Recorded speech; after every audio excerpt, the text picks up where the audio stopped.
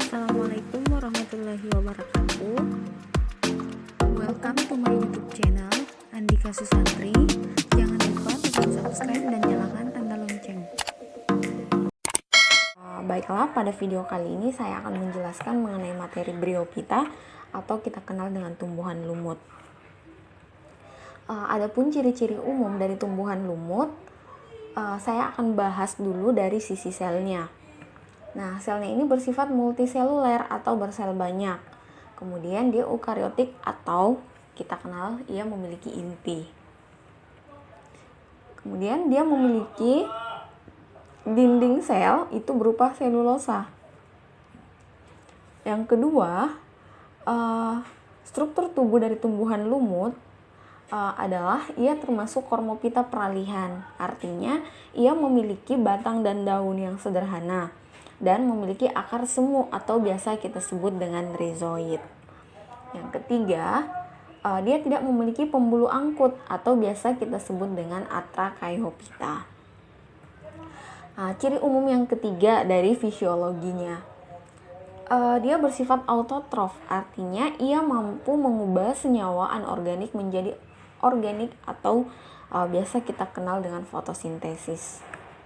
Kemudian respirasi itu dilakukan secara difusi melalui seluruh permukaan tubuh. Nah, transportasinya itu secara imbibisi.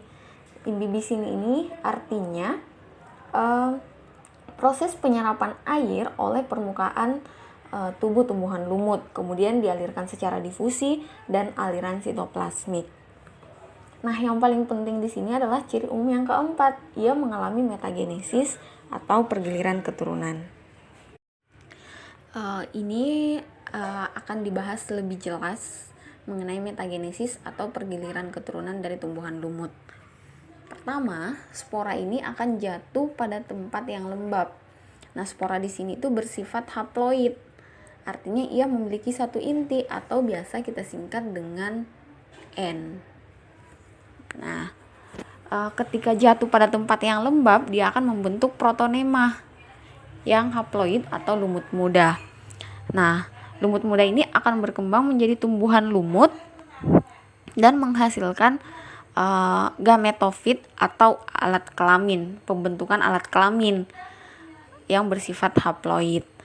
Nah, dia akan membentuk archegonium atau alat kelamin betina dan antheridium atau alat kelamin jantan. Nah, kita ketahui bahwa archegonium ini merupakan penghasil ovum atau sel telur dan antheridium itu penghasil sel sperma atau spermatozoid. Dari spora sampai pembentukan gamit ini dia bersifat haploid. Nah, kemudian ovum dan spermatozoid ini mengalami fertilisasi atau peleburan antara sel telur dan sel sperma dan dia akan membentuk zigot yang bersifat diploid atau memiliki dua inti, sehingga di sini disingkat 2N. Nah, dari zigot itu akan mengalami pembelahan mitosis membentuk sporogonium yang diploid. Dari sporogonium ini dia akan berkembang menjadi sporangium atau kotak spora yang bersifat diploid. Nah, dari sporangium ini akan mengalami pembelahan meiosis, menghasilkan spora yang haploid.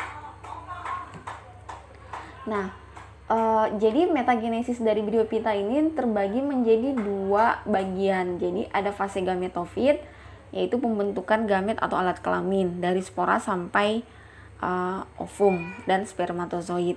Kemudian ada fase sporofit, artinya fase pembentukan spora, yaitu dari zigot sampai sporangium. Seperti itu. Ini merupakan gambar dari lumut. Bisa kita lihat di sini seperti yang saya sudah jelaskan sebelumnya bahwa lumut itu terbagi menjadi dua bagian, ada yang menghasilkan gamet dan ada yang menghasilkan spora. Nah, ini yang bisa kita lihat di gambar. Kemudian lumut itu dia memiliki rhizoid. Nah, ini merupakan akar semu. Kemudian ada daun, batang, kemudian ada seta. Seta itu tangkai sporangium. dan ada sporangium atau kotak spora. Nah, di sini yang paling penting juga yang akan dibahas itu mengenai klasifikasi lumut. Nah, lumut itu dikelompokkan menjadi 3 bagian.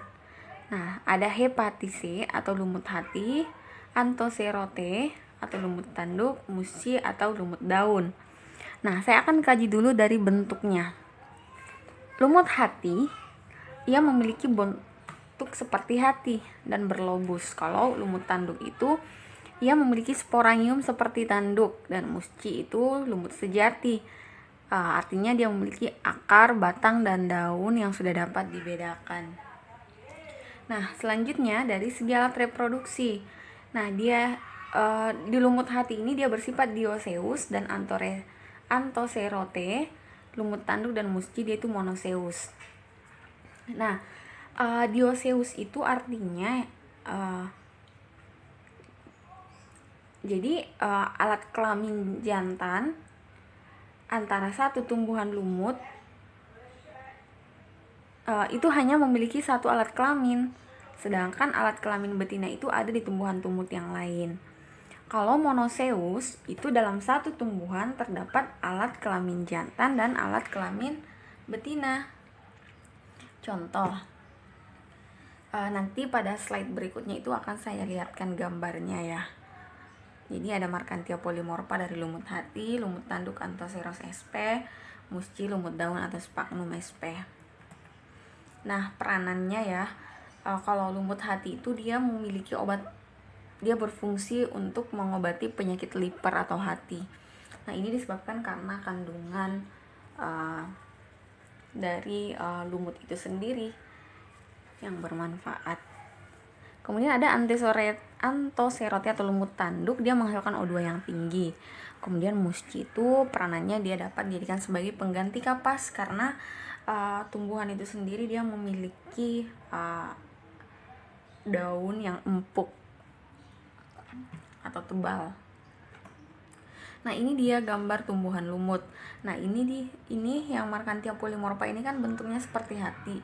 Kemudian Anthoceros sp dia memiliki daun yang ujungnya itu seperti tanduk. Kalau Sphagnum yang seperti ini dia memiliki daun yang kecil-kecil tapi empuk dan tebal seperti itu.